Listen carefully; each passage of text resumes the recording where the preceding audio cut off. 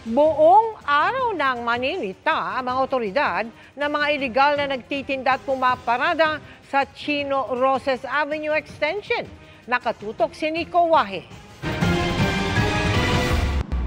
Noong nakaraang buwan, ikinabit ng mga tarpaulin na may nakalagay na no illegal vendor, no illegal parking sa Chino Roces Avenue Extension na sakop ng Barangay Fort Bonifacio, Taguig City.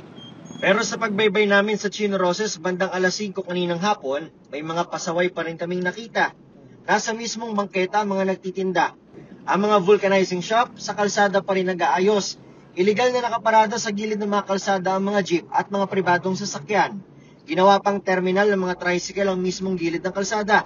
Aminado ang Barangay Fort Bonifacio na nahihirapan sila sa pagpapasunod, lalo yung mga hindi taga Fort Bonifacio.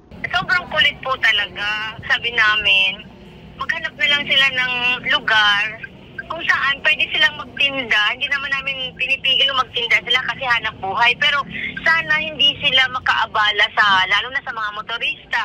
At saka minsan, yung mga tao, imbis na sa bangketa dadaan, doon na sila dumadaan sa highway. Ilang beses na raw silang nangumpiska ng gamit ng mga vendor.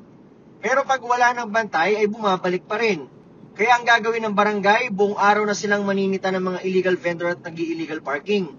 Magsakripisyo na lang po ng konti ang barangay at maglagay na po talaga dyan ng standby po na personnel para manita. Magre-request din daw sila ng seminar sa MMDA para sila na raw ang maninikat sa mga mahuhuli nila. Sabi ng MMDA, magandang hakbang yan. Get the accreditation from us na mabigyan sila ng authorization to use the UOVR o yung ticket po natin.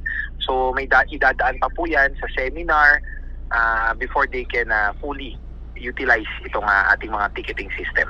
Ayon din sa MMDA, maglalagay rin daw sila ng kanilang mga tauhan oras na ginamit na ang new Senate building. Pag nailipat na yung Senate building po natin dyan, it will be a very, very busy street. So for sure, magkakaroon po ng traffic management plan dyan and traffic management scheme. And definitely, maging katuwang po ang aming ahensya when it comes to the implementation and mitigation factor ng mga traffic solutions or mga traffic problems po natin sa area na yan.